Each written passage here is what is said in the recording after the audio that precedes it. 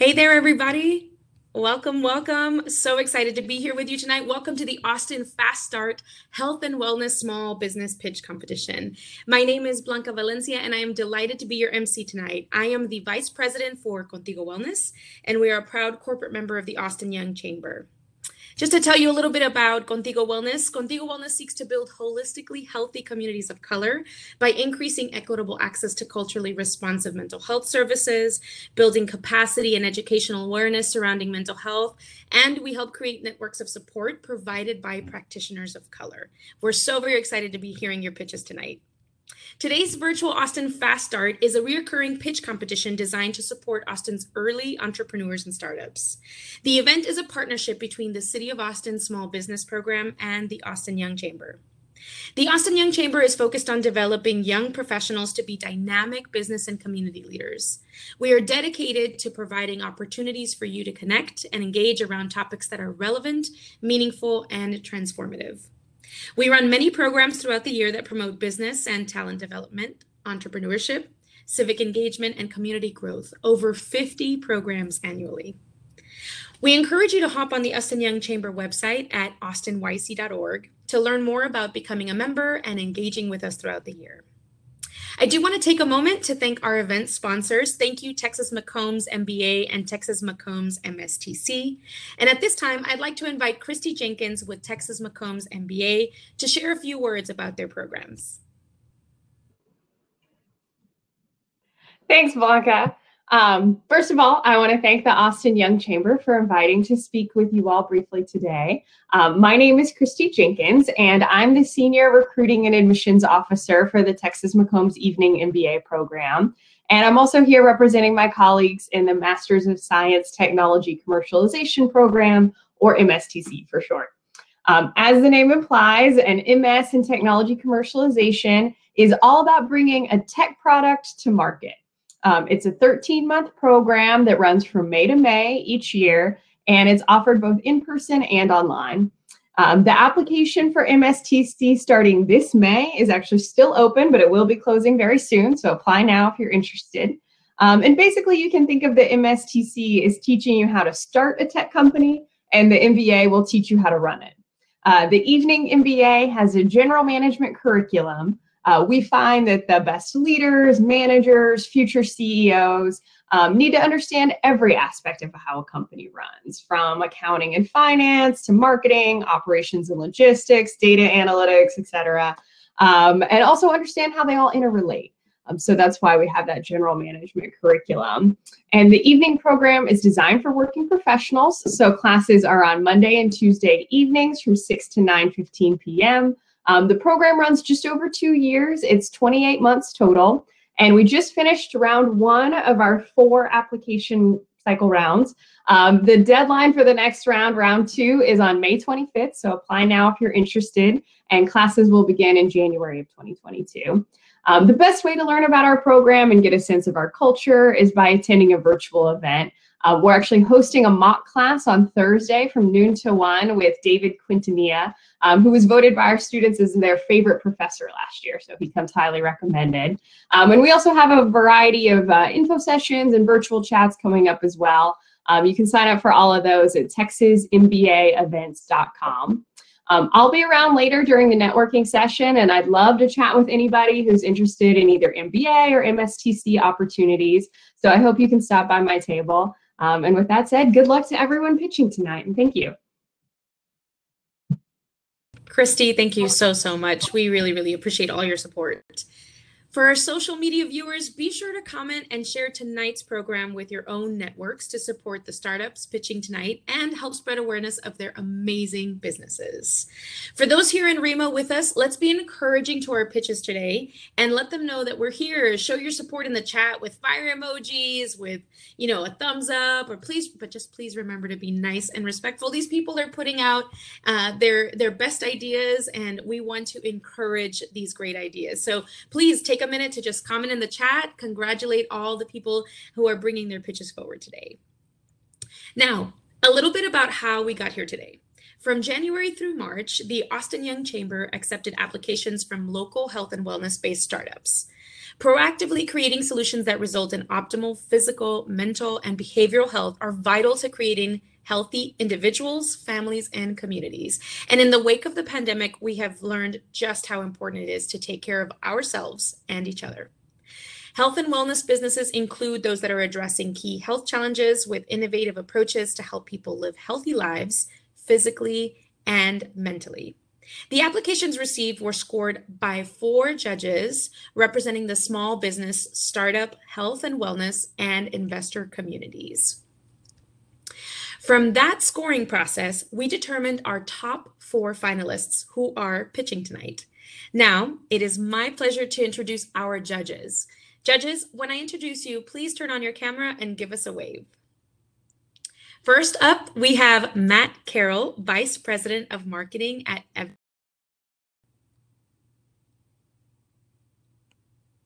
Thanks, Matt. Nick Shagan, Director of International Partnerships at 3 Day Startup.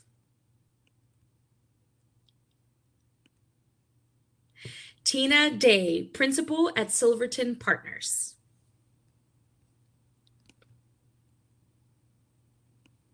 And Anthony Walker, Principal at Next Coast Ventures.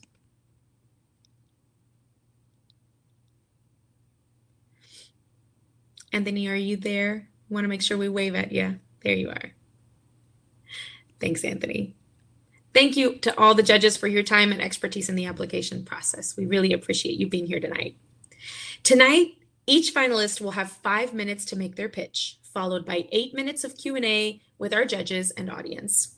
Finalists, remember to keep your eye on the clock. We do have control of your audio and visual.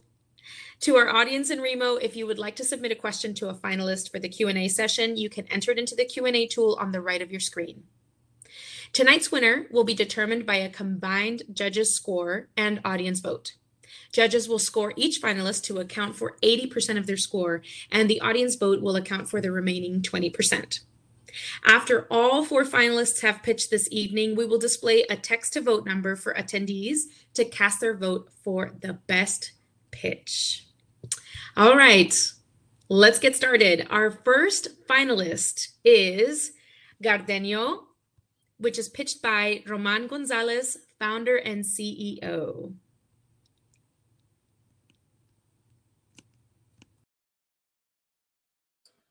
Howdy, everybody. Cool. Let me go ahead and share my screen here. Share the entire screen. An infinite recursion. All right. So my name is Roman Gonzalez of Gardenia.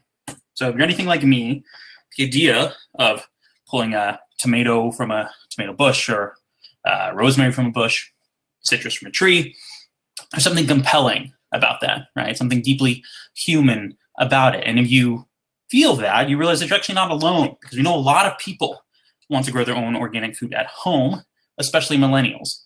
The market is at a $52 billion all-time high, double what it was a decade ago, and 80% of those folks are between the ages of 18 and 34. But if you try to start it, you may find that it's kind of difficult. It's overwhelmed. You're overwhelmed by choice when you go into a garden center, talk to folks who are not particularly trained. All the information is tribal, fragmented, and inconsistent. You end up going home and then realize that all of your plants are dead. And that's precisely what happened to me. So decided to build Gardenia, a new kind of garden club for new food growers.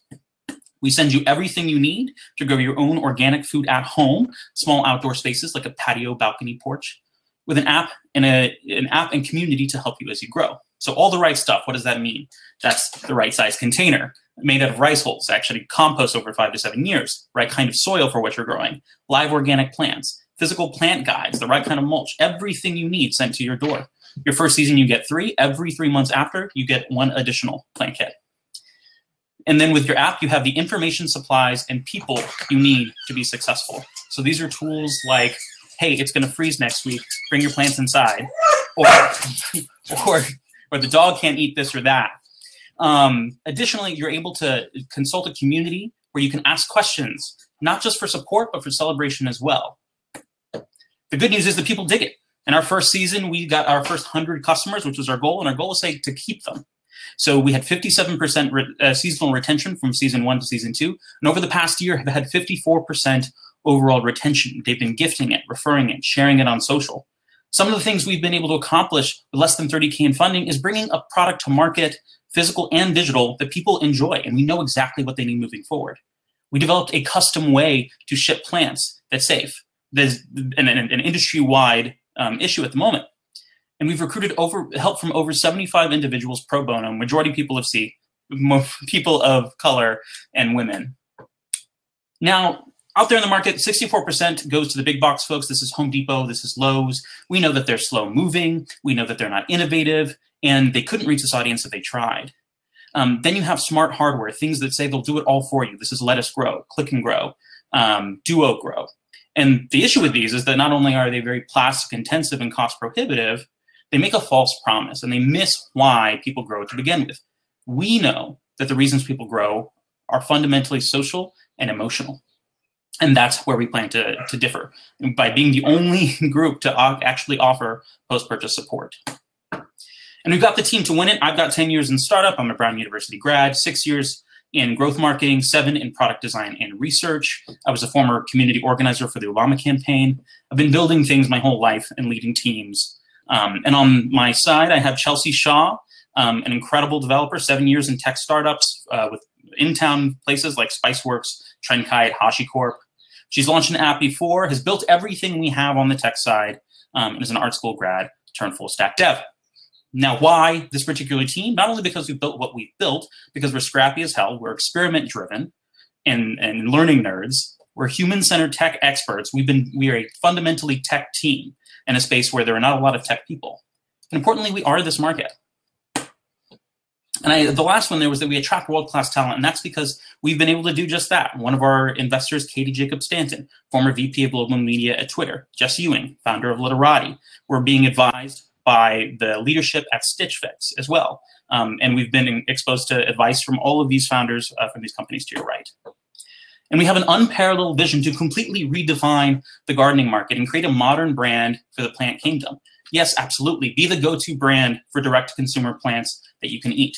But we're building the infrastructure, digital and physical, to be able to expand to additional plant categories as well, and then reinvent garden retail in phase 3.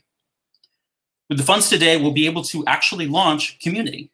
Right now, it's in its early stages, but we'll actually be able to launch the ability to post photos and videos, join local groups, etc. At Gardenio, we're reconnecting people to their food, their neighbors, and to themselves. And with Gardenio, you don't have to grow it alone. I will take any questions at this time.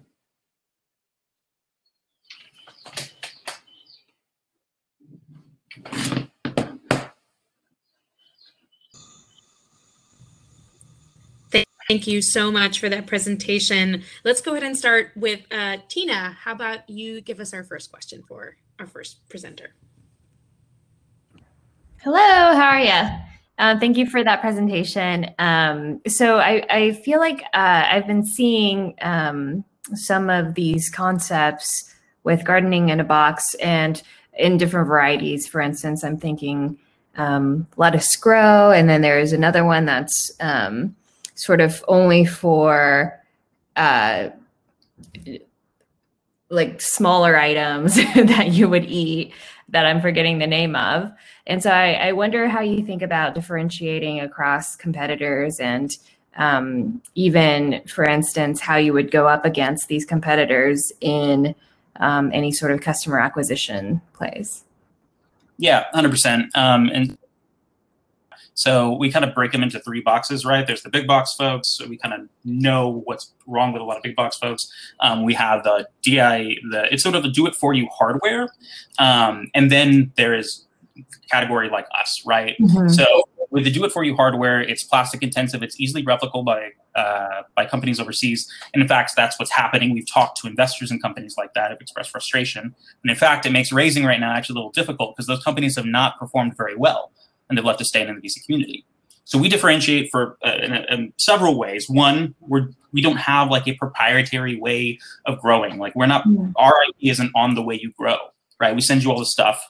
that you need, and it's sustainable, right? So there's a convenience factor, number one. Number two, we're organizing the plant data across the entire industry and being able to chop that up and serve to people in ways that they actually can use, right? So what does that actually mean?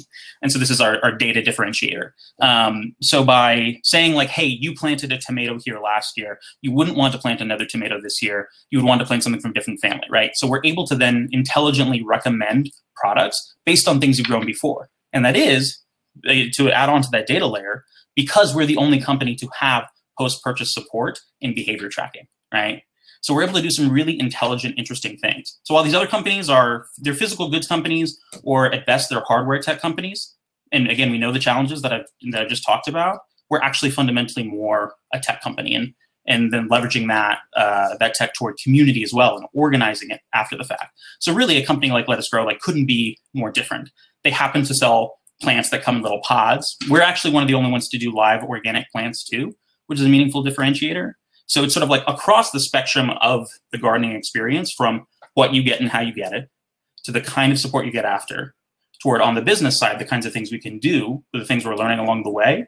You start to see there are actually very few ways in which we're similar. Thank you. Roman, I'll pop Thanks in. for that. Anthony, would you like to take the next question? Oh. Blanca, I'm actually... Sorry about that. I'll take it. No problem. No problem. I want to talk a little bit about cost structure. I want to better understand the margin profile of the kit itself as it stands today, how you see that progressing over time. And then I want to hear you speak to how you foresee justifying the incremental and cost structure associated with that post-purchase experience. Because while I see that as a great sort of unique identifier for the business, it's also continual and incremental cost that you need to support past what folks are paying for the kit. Yeah, is the thought there that because we would be offering some kind of manual team support? Exactly. Yeah, so I'm glad you mentioned that. So that's one of the additional powers of being a community tech business, that we will not actually be the ones scaling that one-to-one support. What you have out there is a country full of people who are incredibly passionate about gardening already. It's one of the unique opportunities of this space, that there are very few organic communities that are as active in helping people on a regular basis than there are in the gardening community. So in terms of cost structure, that doesn't actually add over time, other than the amount of usage of an app that a customer has. So on the other side, when you talk about cost structure, our first season is $75. You get 3 plant kits, infinite lives, so if your plant dies for any reason, we'll have to send you another one. And you get that 3 months of app access until your next season, right? So that's $75. That costs us $30 to produce and ship on average. So a $45 healthy margin there to be able to accommodate customer acquisition cost whenever we're able to scale that cost. But we're first purchase profitable, which for a D2C company, as you might know, can be difficult, particularly on the subscription side. And so every purchase after costs us $20 to produce, and we sell it for $35. So again, with each additional purchase, we're not having to scale any particular labor force around support, and we're first purchase profitable right now. And I actually think we probably focus too much on making money early on, so we might lower the cost. Great. Follow-up question to that, which is your first order on a cost basis, but what about just generally CAC? What do you think that would land at? And at what point do you think you would be profitable from that perspective? Yeah, absolutely. So we have a range that we've worked with. We haven't had the funding to be able to put like the 30 to 50K to really learn what we need to, but we have run some small campaigns. A small campaign that we ran last year, again, caveat, this is a $1,000 campaign. We didn't even get out of learning mode. But with that being said, we had a $65 average acquisition cost, which is on the higher end. We've talked to folks from Google for Startups at PPC that are working on PPC. They said average across the industry is around 25. So in our financials, which if anybody that wants to talk later, we're happy to talk about those, is we average at about $45, which would even us out on the first purchase, making every season after profitable. So again, we've been measured using 45. And then the key thing here is that, okay, that's just saying we're just running paid ads. We don't intend just to run a sort of a mono channel marketing campaign or marketing program, you're able to lower those over time because you have a built-in community, again, that you've built, that you've served, that is getting something out of the mobile app. So in that way, again, community acts as an advantage because we have this built-in sales team, right? So I think it's one of the unique advantages to lower the overall customer acquisition cost. It's also worth mentioning that we know the way people grow their own food is by Googling and YouTubing. And so we plan to have an aggressive video strategy as well. And part of my background is in film production. Thanks for that. I definitely want to give an opportunity for Anthony and Nick to ask some questions as well. And we're running pretty short on time. Anthony, would you like to take? Yeah, sure. Roman, thanks for the presentation. I wanted to build on Tina's question around the market. So you talked about the size of the market at 52 billion, and I appreciated the competitive landscape slide. How do you think about the segmentation between folks that would purchase from a big box retailer to pursue this type of activity versus the appetite for a subscription-based direct-to-consumer model? How large do you think that side of the market is that you're targeting? Yeah, so I think it's a great question, thanks. I think part of it has to do not only with where the market's at, but where it's going, right? It doubled in the past 10 years. We have every reason to believe that this thing is going to continue to increase in size, right? And so that said, 52 billion is the lawn and garden, 5.2 billion is DIY edible alone. Again, and so we could focus, even if we just focus there, we could say, oh, focus on the largest market, which are, a Boomers Plus. And we don't do that specifically because the largest and fastest growing force is this 18 to 34 market. So that's where we start. But even our first members have been out of that 18 to 34 segment. So of that 5.2 billion, if we even had 2% market penetration at current, that gets us to be a $100 million business, right? And so the amount of people that actually have to convert, I mean, it's not negligible to become a $100 million business.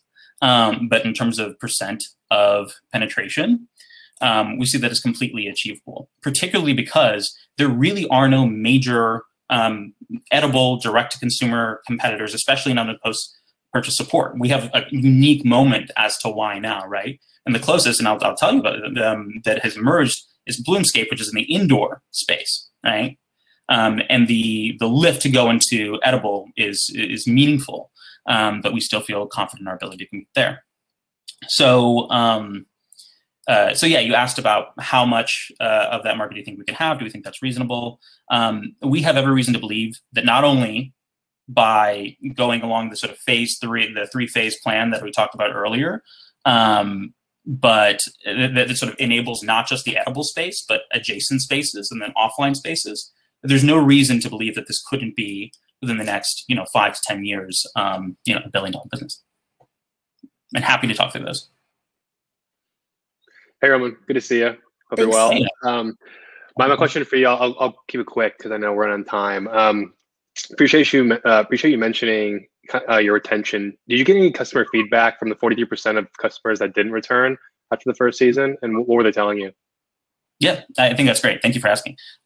So one, there was a host of reasons from those folks. Part of it had to do with there were some people that they said like, hey, there's nothing wrong with the product. I just want to grow more now, right? I want to start a garden bed. So we had a handful of people who wanted to do that. And so we actually see that as proof of the fact that we can bring people into the market and have them spending more over time. Second, some people wanted to see more functionality from the app. And we know that that's early on. And again, maybe it's founder brain, but we see that as validation for everything on a roadmap. Additionally, some customers, because we had a small team, didn't get the kind of attention that they wanted out of that one-to-one support. And so that's definitely a place that we can continue to succeed. Early on, it will be one-to-one support, but that's not how we scale it. And we bungled some stuff there. Roman, I'm sorry to interrupt, Roman, but unfortunately our time is up and we're going to have to move on. Thank you so much. That was an incredible presentation, Roman. Yeah, thank you. That was awesome. Thank you. Everybody. We are now ready to introduce the second finalist to pitch, which is Holistic Village, pitched by Andrew Nesselrod, founder and owner. Please, everybody, welcome Andrew. Hi there. Can you hear me okay?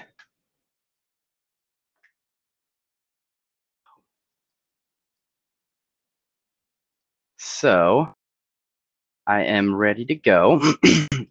So Hi, my name is Andrew Nesselrode, and I've been in the health and wellness space for the last 10 years. A couple years ago, I launched a company called Holistic Village Community, where it's our mission to help change the way you move, change the way you eat, and change the way you live, all on a platform that aligns the individual's needs with their local and environmental impact in mind. Today, I'll be talking about one of our 3 pillars, changing the way you eat. Before we talk about how we plan on changing the world, let's talk about why the world needs changing in the first place. Now, I want to start off with some pretty alarming metrics, like 73% of adults are currently overweight, and 45% of adults have some type of cardiovascular disease. Now, this trend really started around the year 2000, putting us at 31% obesity, and we're projected to reach 45% by the year 2025. Now, this isn't due to a lack of desire for improvement. In fact, 93% of consumers actually want to eat better some of the time, while 63% want to eat better most of the time. And quite frankly, as a country, we are putting our money where our mouth is. As it is, the health and wellness space, online grocery market, and personalized health markets are slated to skyrocket past $500 billion in combined sales by the year 2025. So how are we any different than our predecessors in helping change the way we eat? Well, for one, we know that,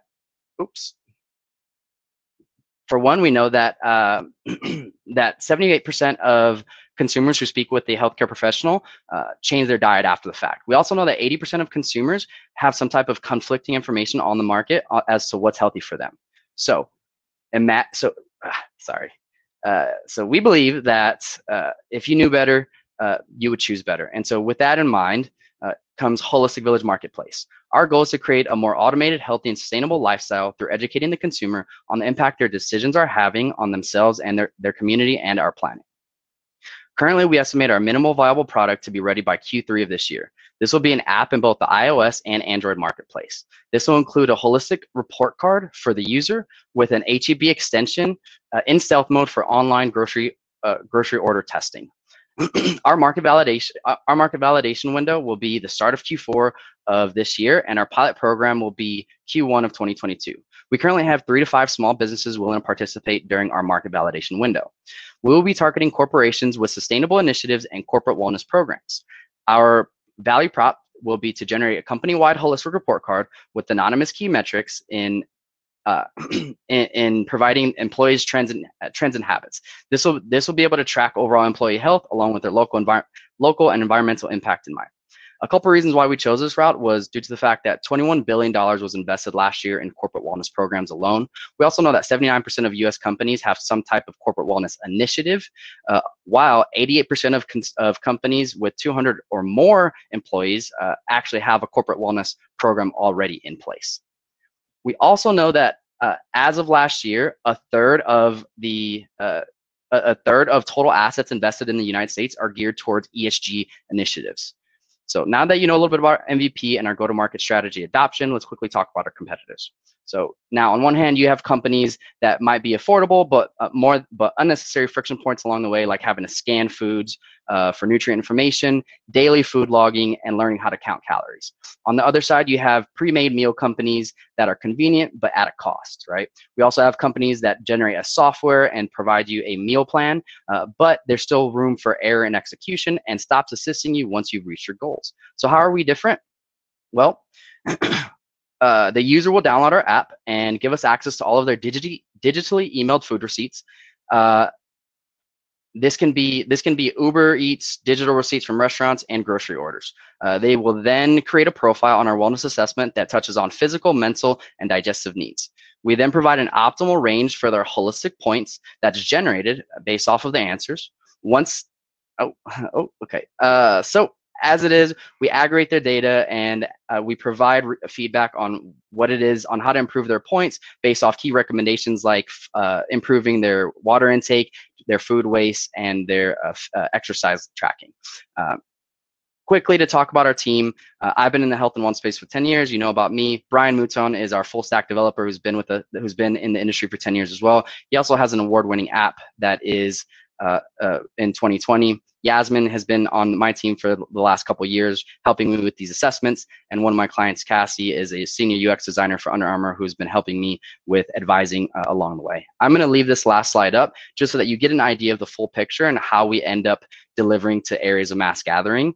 And I will leave it open for questions. Thank you.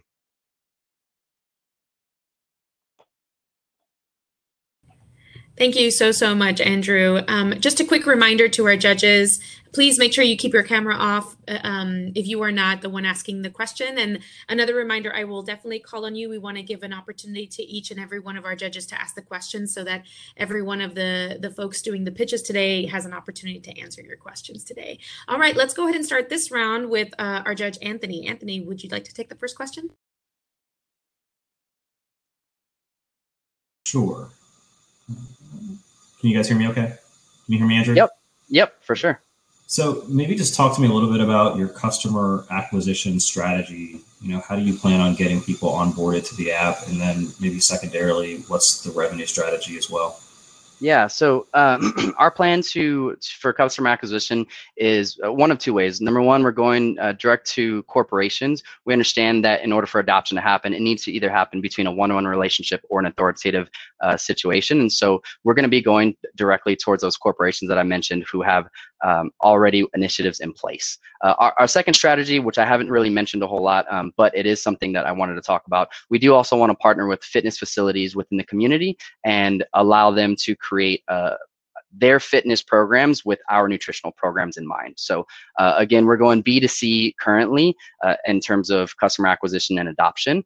In terms of revenue, it'll be, so we know that corporate wellness programs range between $3 to $8 a month on a per employee basis. So we plan to be a very low hanging fruit, especially for our pilot phase, to be anywhere between $1 to $3. Now, if we're targeting those corporations that have 200 plus employees, which is 88% of market that has corporate wellness programs, our goal is to have 10 different companies with 200 plus employees during our first 6-month pilot program. And that's kind of how we plan on driving revenue and providing the adoption through infrastructures already created. Thanks. Nick, would you like to take the next question?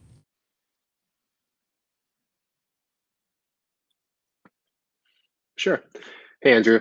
I may have missed a piece of your rundown of the solution. Can you explain again how you collect the receipts? Is it like right after the checkout? Is there some sort of, is the onus on the consumer to get those receipts over to your platform? Can you just give a quick overview of that piece again? Yeah, absolutely. So right away during our MVP, they will give us access to their receipts, and I'm sorry, not to their receipts, to their emails, and we will have a scanner for their emails that will pick up on keywords like Uber Eats or grocery receipt or whatever the case is, and that information is then aggregated into a backend server, and from there we clean it up and we provide it into a holistic village report card. Now, as we grow, we want to be able to provide the option for them to place their grocery order directly onto our platform. So once that happens, we will have access to exactly what it is that they're already purchasing through the app itself.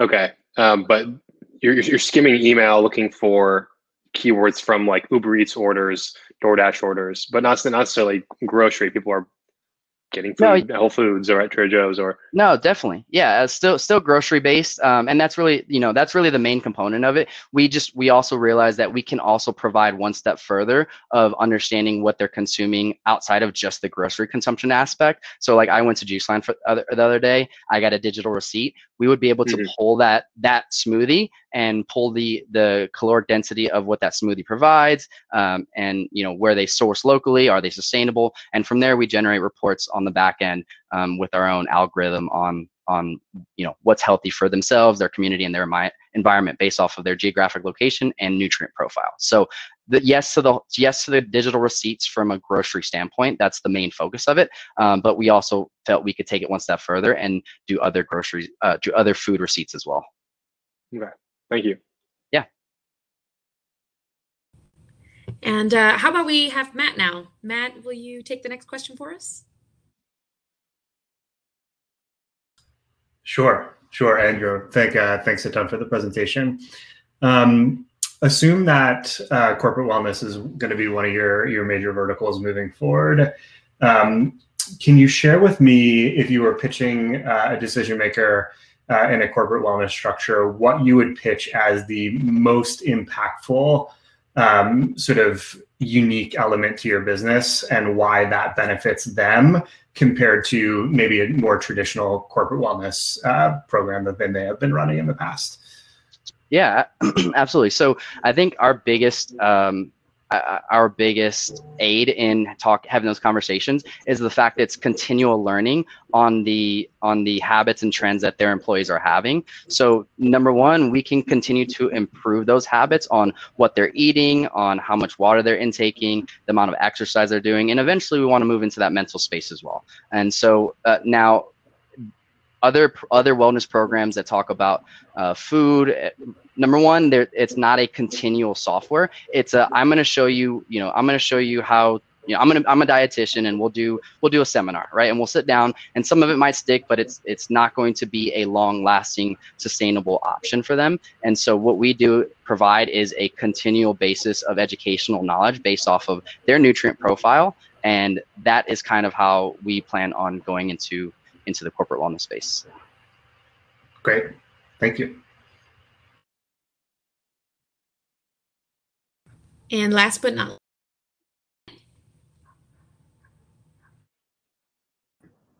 Hi, I'm wondering what kind of feedback you've heard from the end customers or the employees around privacy or concerns around privacy.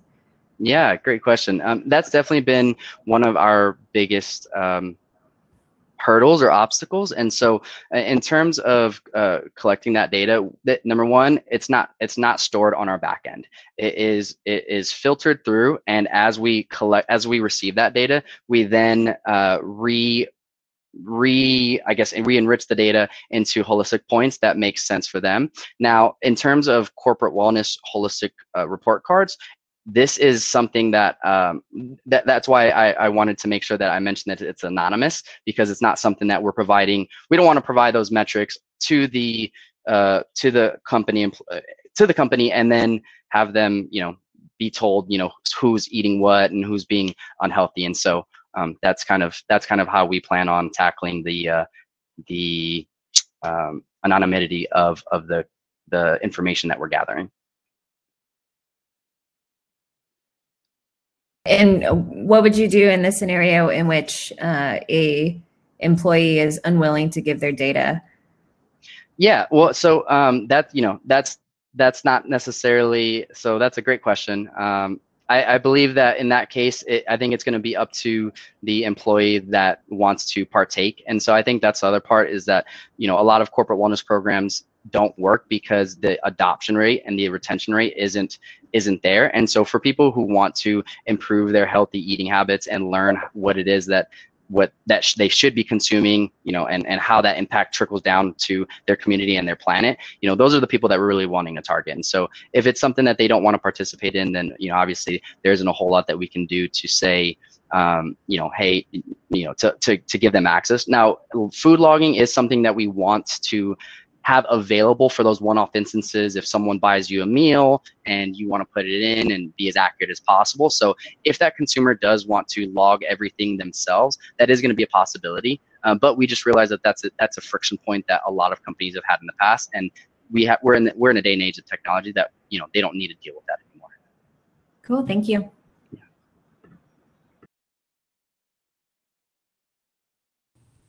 Well, thank you so much, Andrew. We really appreciate it. That was a fantastic pitch, and we're ready to move on to our next one. Our third one for tonight is We Strive, pitched by Cory Mccain, founder and CEO.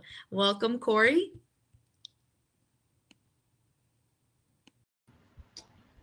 Boom. Can everyone? I'm going to assume so. I can't see the chat. Awesome. Well, everyone, turn my timer on there. All good? Yeah? Awesome. Okay. Hello, everyone. I'm Cory Mccain. I'm the CEO and founder of We Strive, and we are the operating system for health and wellness professionals. So the health and wellness industry is incredibly underserved. Most health and wellness professionals don't have a platform, and even if they do, the software is usually so broken, they'd rather just use Excel.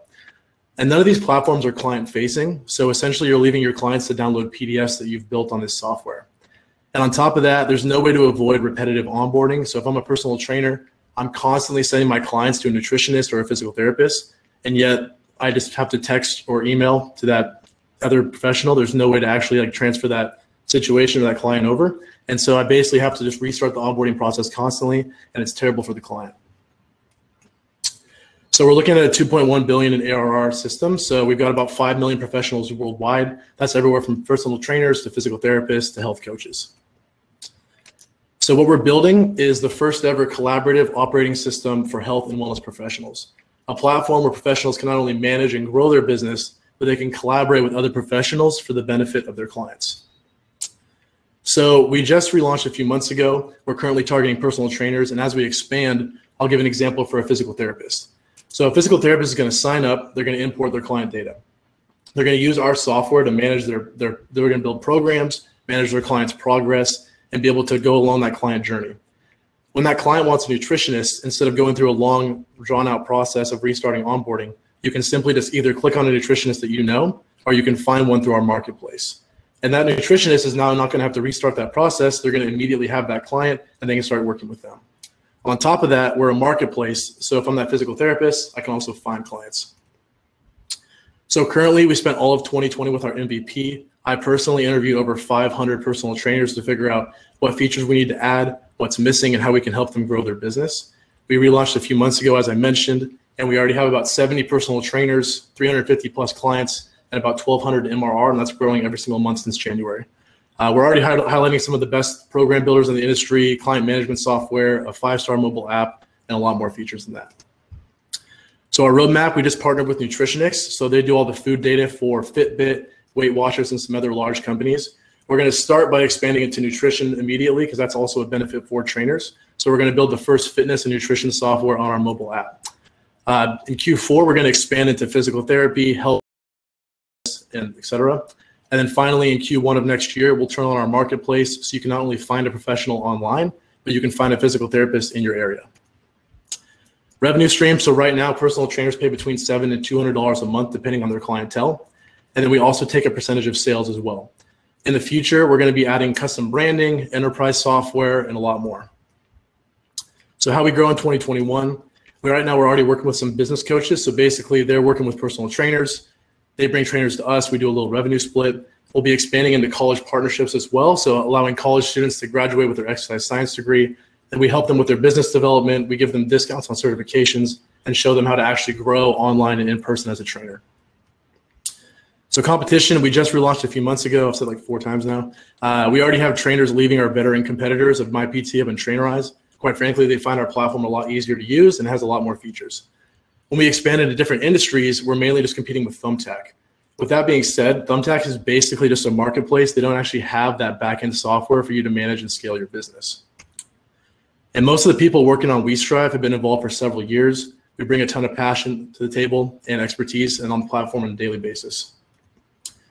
For advisory, most of our advisors have also invested, and we've pulled some incredible people from the fitness, nutrition, and marketing industries to help scale this platform.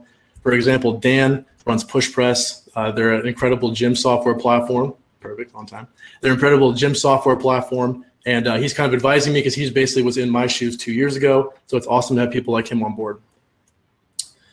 In regards to the funding, we have an amazing deal with our development team that allows us to have a reduced development price. With that being said, we'll use the $2,500 to hire an additional mobile developer on Flutter for 2 months, and this will help us unlock key features down the road. Thank you for listening. Again, I'm Cory Mccain with WeStrive, and we are transforming health and wellness. Thank you.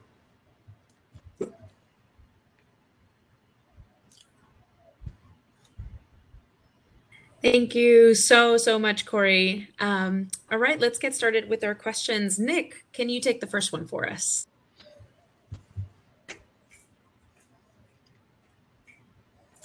There we go. Hey, Cory, how's it going? Hey, Nick, how's it going? Doing good. Too bad. So it sounds like you're pretty much going on a B2B model, more like a B2 physical therapist to the nutritionist route. What's that, I guess, customer acquisition process like? Are you finding a lot of success in that? What other platforms are physical therapists or nutritionists or any name other profession that kind of falls underneath health and wellness? What are they currently using, and how is your product just unique? Yeah, absolutely. So as far as acquisition goes, so we're starting with personal trainers right now, and the goal is to basically master how we get trainers on board, and then we'll kind of copy and paste and kind of slightly customize as we grow. Right now, we're finding a lot of success through social channels and our blog. So we've been doing a lot of SEO. We've just started doing like a little bit of Facebook marketing and a little bit of Google. So we'll kind of see how those grow over time. As far as uniqueness goes, so I kind of mentioned some of our main competitors on there. We're still only a few months into launching, and like I said, we're already taking some of their users. We just have a better and easier to use platform. It's a lot friendlier for their clients, and we have a lot more features that we can boast. And then when you expand into the other categories, nutrition doesn't really have one. They have like a 1-star app as their main platform. Physical therapists, the only reason I'm expanding into that category is because most physical therapists I know literally use Excel and PDFs because they'd rather do that than what's available. And then when you walk into health coaching and wellness coaching and all that, there might be some smaller platforms out there that I haven't seen, but there isn't really too many. So our goal is to basically utilize the software we already have, adapt it for each industry slightly, and then bring everyone together. Great. Thank you. Absolutely. Let's go ahead and have Matt take the next one for us.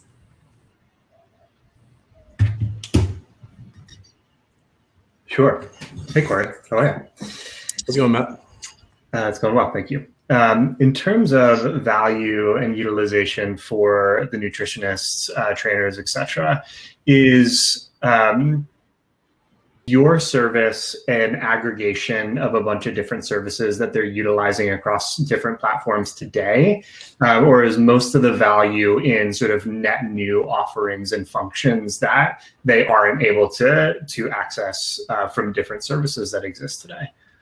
That's a great question. It's more of the former and a little bit of the latter. So I mean, we haven't, added a billion new things that aren't possible before. So we've taken, they're using Excel or PDFs to build a program. We now have this amazing software where you can drag and drop days. We have thousands of exercises. You can add your own. They're using Google Calendar for scheduling. We built our own scheduling tools. They're using, Venmo here, PayPal there for billing. We have our own billing software. So it's like we basically took everything and put it in one place. And then to your latter point, we've added a lot of small things that are unique to the industry, just like quick templates and stuff like that trainers aren't used to, but it's making their business a lot easier to run. And then we'll kind of expand that as we get into new categories. Great. Thank you. Absolutely. And I'd love to invite Tina to ask the next question for us.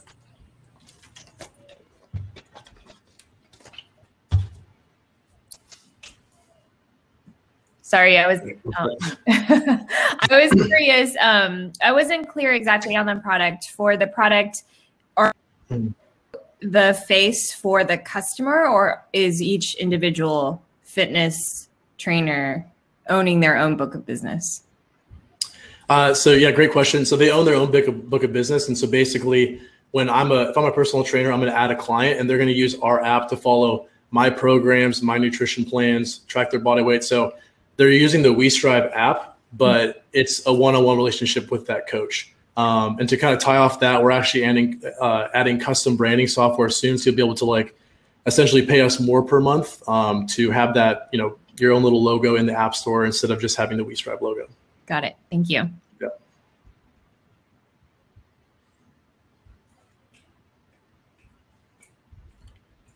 And we'll have Anthony now ask the last question.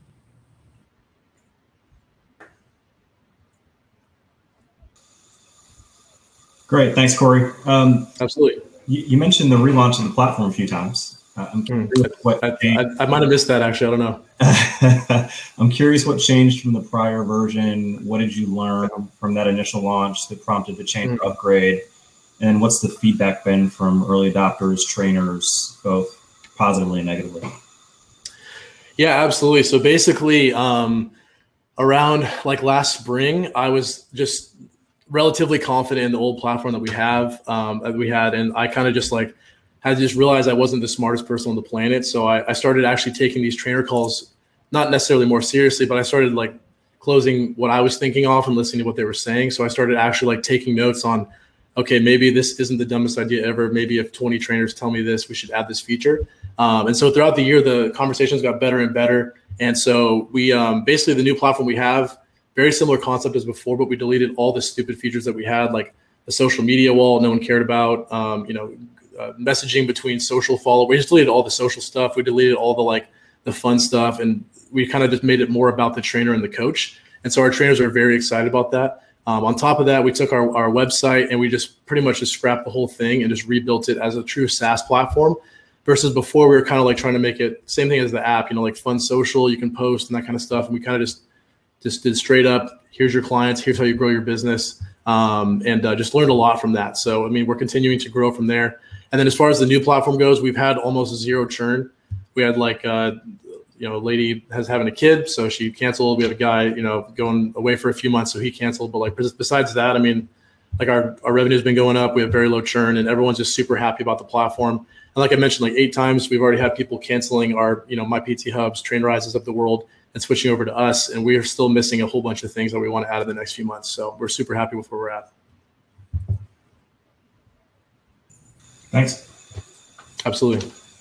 Thanks, Anthony. Cory, it looks like we've got some time, and it does look like we have an audience question. The question is, why not mesh existing products into an integrated solution? Yeah, absolutely. So we will be doing that. So stuff like Zoom, because a lot of our trainers are also doing Zoom training. So we're not going to try and reinvent Zoom. We're just going to integrate it. But as far as other software goes, like Google Calendar, you can integrate that, but we want to build a more advanced version. And I've seen a lot of the scheduling tools out there, and they're not necessarily bad. We just know that we can do it better. So we want to allow our trainers and our physical therapists to not only be able to create their calendar, but also customize it with their own packages and with their own, you bought 2 in-person sessions and 1 online, all that stuff. And so you just can't really do that right now. And so it is a pain to have to add all these things. But every time we add a new feature, we get kind of a new bulk of trainers coming on board. And our goal is to ultimately just have all the software in one place. And to the Zoom point, if someone's already perfected it, we're going to just integrate with them. But for us, we feel pretty confident, and we have a pretty lean team that we can just build the best software out there. And if the trainers want it, and if it's applicable to other industries, then, we're happy to add it. Fantastic. And I believe Nick actually had one more question in the chat for you too. Have y'all worked with Central Athlete? They offer really high-end personalized holistic training.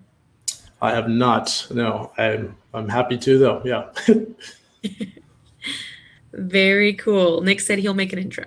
Thank you, Nick. Thank you, Nick. Appreciate that. Thanks, Nick. Awesome. All right. Well, thank you so much, Cory. We really, really appreciate Absolutely. You being here. If there's no one else who's got another question, we will definitely move on to the next pitch. Sounds good. You kick me out, or do I push all the buttons? You push all the buttons. Okay, got it. Pushing them now. All right. Thanks, Cory. All right. Next, the next pitch that's coming at us is from Primal. We've got a couple of folks here pitching this one. Upayan Matkari and John Mellinger, co-founders of Primal.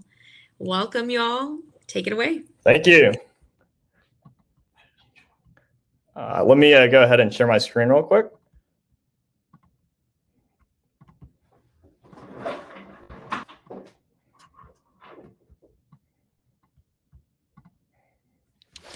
Hello, my name is Upayan.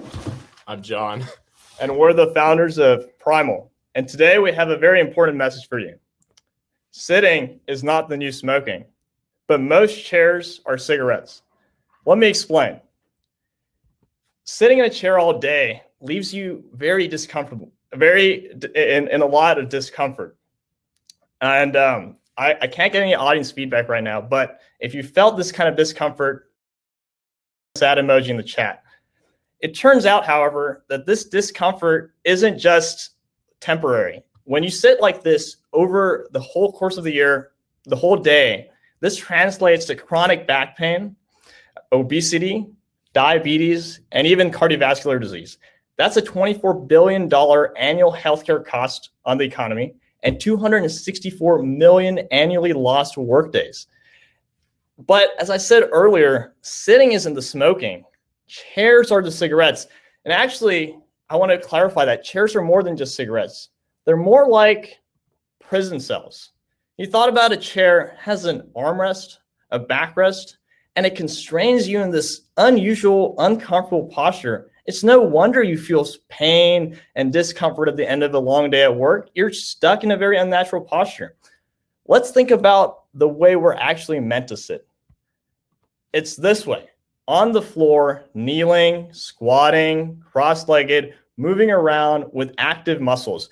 In fact, recent research from the University of Southern California has found that hunter-gatherers sit this way for up to 10 hours a day, and they have none of the back problems, none of the health side effects associated with a sedentary lifestyle that we do.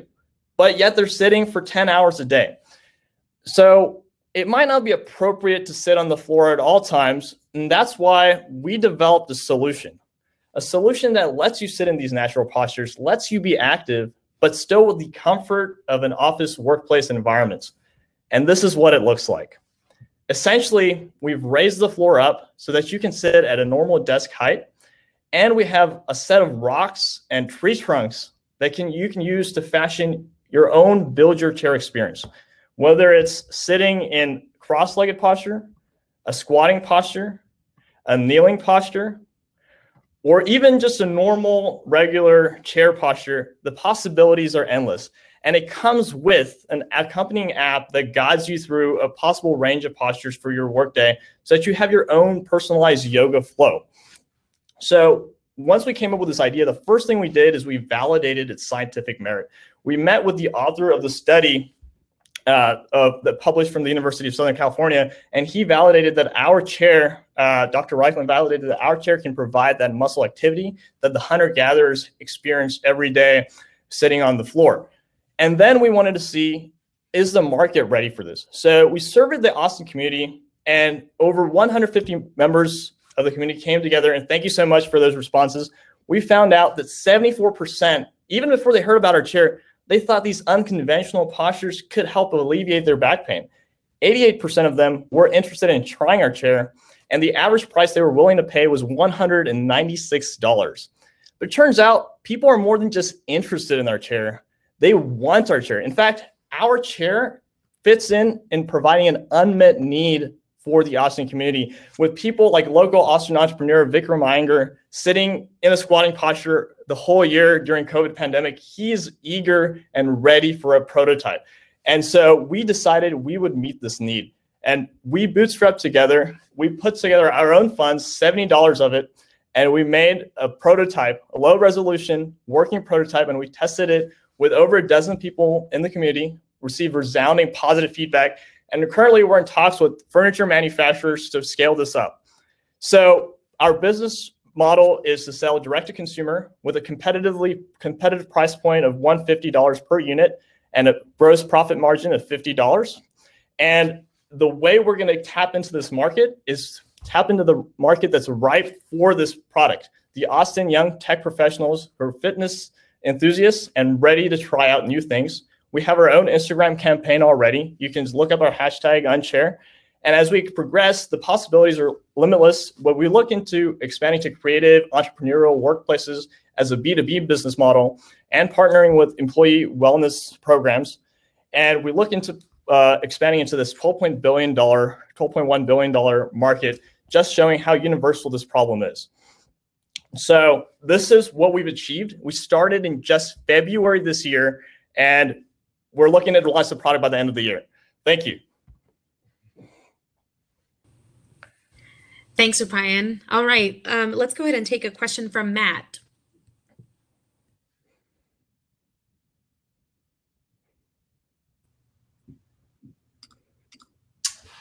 Sure. Thanks a ton for the presentation.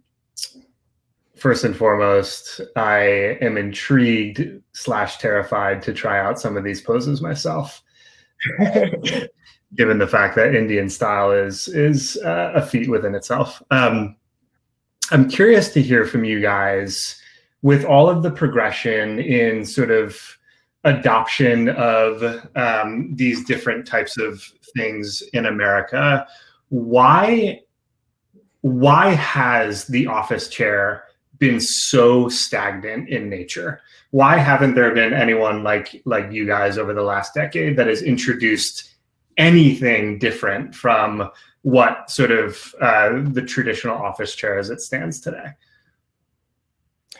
Yeah, I think that's a great question, and I think the answer to that question is that largely it's a cultural thing. So if we look across the world in the East Asian countries, these postures are somewhat natural. And actually, there have been some attempts at launching such products. For example, there's a kneeling chair that we talk about in our competitor slide, actually. And they have received a little bit of a market penetration, but I think that trend is growing, this openness to try different things, as we see that this pain point just continues to rise with people sitting more and more in desk jobs, and the pain keeps rising, as well as the biggest thing is the COVID pandemic has really introduced a paradigm shift, I think, where people are looking to reinvent the way they work at home. And so we think this is the optimal time when the people are ready to try out new ideas like that. Yeah. And if I can chime in too, obviously there's been a ton of different types of different alternative chairs. You've got your standing desks, kneeling chairs, like Epine mentioned, floor desks. And so the main issue with most of them is they're really attacking the wrong problem. So like standing desk, you're limited to only standing position. Kneeling chair, you're limited to only kneeling position. Our chair, it's really all about flexibility. It's a blank canvas. Do what feels comfortable for you. And the last point I'd add is the study that came out, that's very recent, just came out last year in 2020. And so I think that adds in a new factor also, a new insight to this research in terms of how to sit. Interesting. Okay. Thank you. Thanks, Matt. Tina, will you take the next question for us? Hello. Yeah, I'm also super interested in trying something like this. I think the question I have, introducing something that suggests, some health benefit, is what sort of legal risk would you risk if you make such claims around, this could be better for you? And if it turns out that someone, says something like, I feel like my back actually hurt more, or anything like that, what sort of like studies or anything like that upfront do you have to do in order to justify the marketing claims that you make? Yeah, so I think there is already a study that we kind of referenced here, but it's called the Inactivity Mismatch Hypothesis, which was published out of University of Southern California. And so basically they studied hunter-gatherers sitting in these postures, and they actually attached EMG sensors to their legs. And they found that sitting in these postures, let me get the right slide, actually increases the level of muscle activity. And that's kind of the scientific basis for why these postures are more healthy and better for, in general, for the overall lifestyle and well-being of sitting. So that's kind of our main study to support our claim. But as we further iterate on our product, we look to get more data and study how the muscle activity is with our particular product. But as we mentioned earlier, we've got the scientific backing here because we already met with the author of the study, and he kind of confirmed that our product would provide similar benefits. Yeah, and even beyond that, we've met a couple of times with Dr. Lori Greenwood, who's the director of athletic science at A&M, and she went back in and verified that the validity of what we're doing is good. The science behind it is good. I said that there's no plans to potentially do a study like this before launching. So, it really depends on how much funding we're able to obtain. So we actually have a financial slide of what we plan to do with the funding. But depending on how much funding we'd get, we'd actually also look into potentially doing a further study just to confirm the claims apply specifically to our product. So that, I think you bring up a really great point. So if we can get that even further scientific backing, that would be great. Thank you.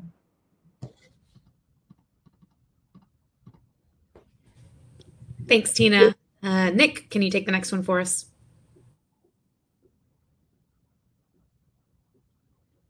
Sure.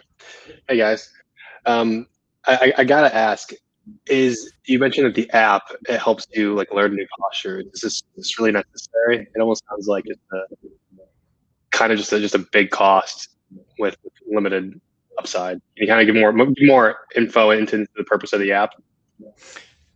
Yeah, so I think I definitely would say that the main product is the chair, but I think the app is kind of an accompanying product that we're envisioning, and it's not if you look in our timeline, it's not looked to be launched at the same. So we prioritize the launching of the chair, but the app is also an accompanying product that could kind of help assist people in different postures. Because I think one thing we noticed when we were testing the product out is that some people were like, what should I do with this chair?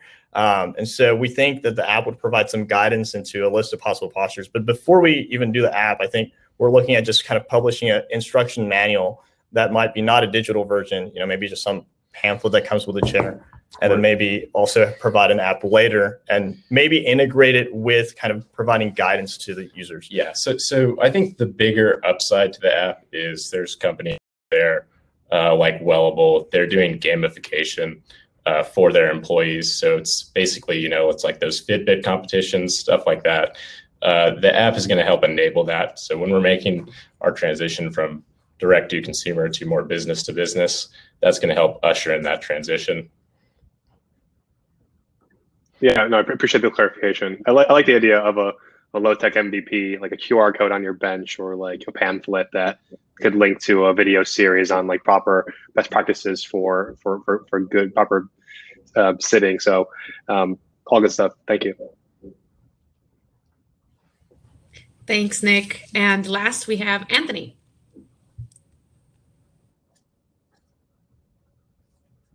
Hey guys, thanks for the presentation. I wanted to go back to the question around kind of legal risks and things like that.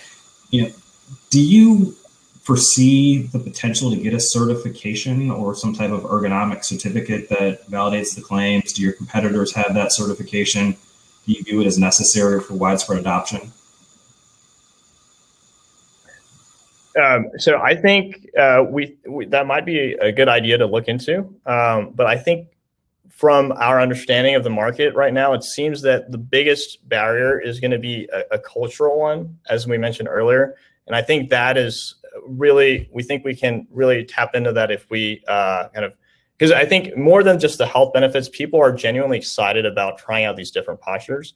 So that's one answer to the question. And secondly, there is a health study backing it. But to further back the legal claims, we are looking at filing a provisional patent. And if we have the appropriate funding, we would also look into doing studies to further back the claims. Yeah. Great. Thanks, guys. Well, thank you all so much.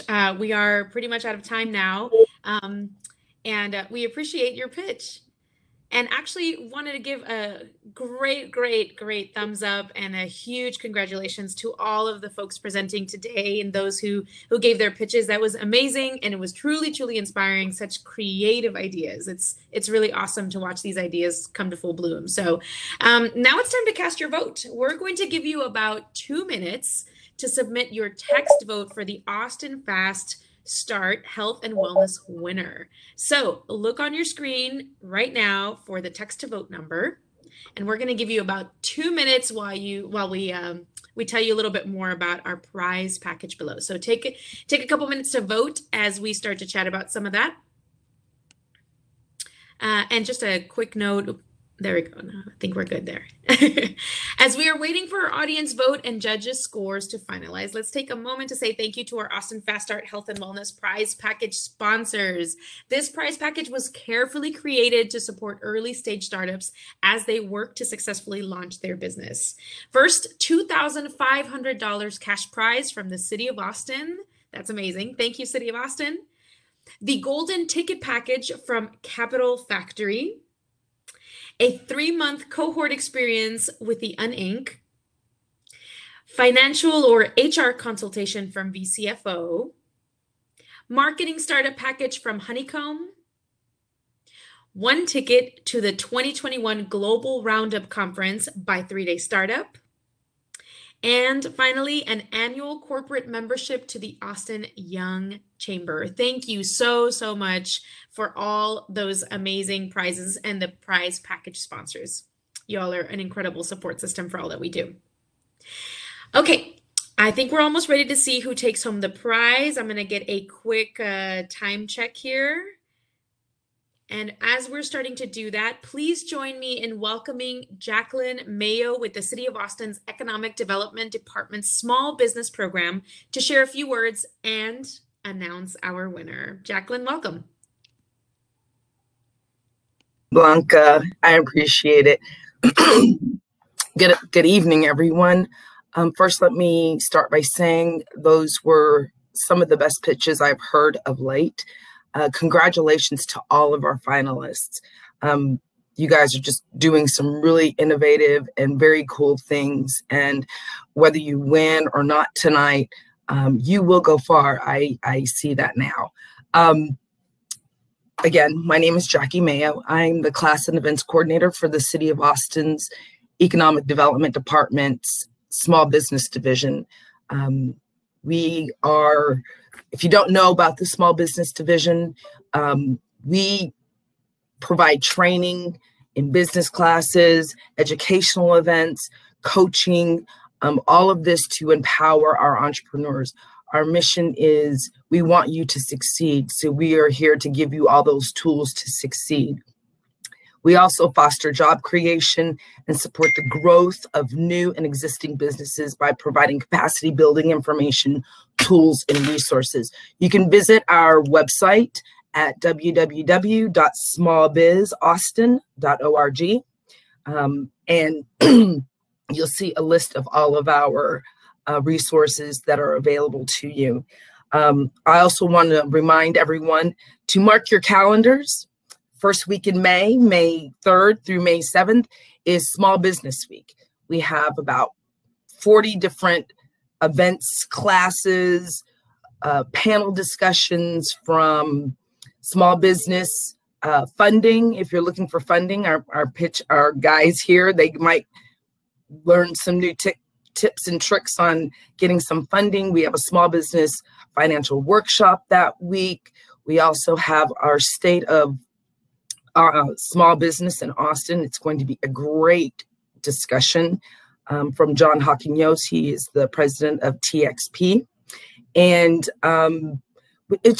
we just have a whole host. There's everything for everyone. So we really, really hope that you will visit our website, register for what feels good to you at the moment, or register for everything. We want to see you there. Again, thank you to the Austin Young Chamber. They are great partners for us with the City of Austin, and we really appreciate them and all the work that they do. So I think we're ready to make our announcement. So if I can get little drum rolls in the chat, pretending little drum rolls for everybody. I want to congratulate Gardenia. Congratulations, you have won our health and wellness pitch competition this evening. Congratulations to you. Thank you very much, everybody. Thank you. I know your dog is going to be happy. He was barking earlier, so now he knows. And the 20 Chihuahuas next door in East Austin will also be very happy. It's going to buy a lot of dog food. I mean, business.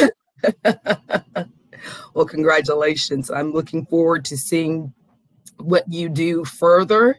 I am a gardener myself, so I was very interested in that. So congratulations once again. I'll turn it back over to Blanca.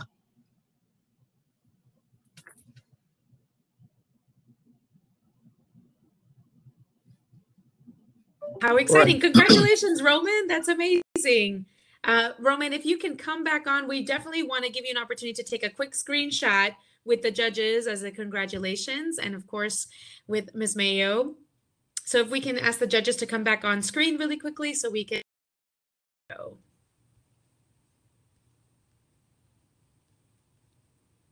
I'm going to go ahead and go off camera briefly to give everyone a chance. I believe a couple of folks are going to be helping us with that screenshot if I'm not mistaken. So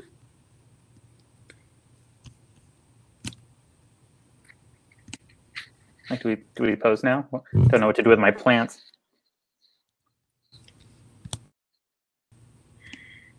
I believe I think here I can count you off as I go off camera. How's that? All right, whoever's gonna take the screenshot, I'm gonna count them down. Ready? In 3, 2, 1, big smile.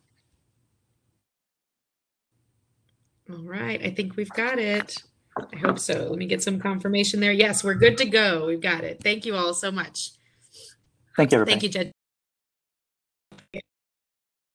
Roman, again, congratulations. Thanks to all the judges, the finalists, the attendees for joining us tonight.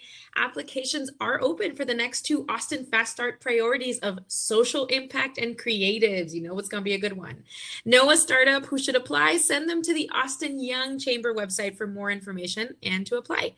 And now it's time for some networking. We heard some great ideas. We're going to get to chat with some amazing people. So the platform will stay open until 7:30 p.m. Once we close out of this presentation, you'll see a floor plan with tables and chairs.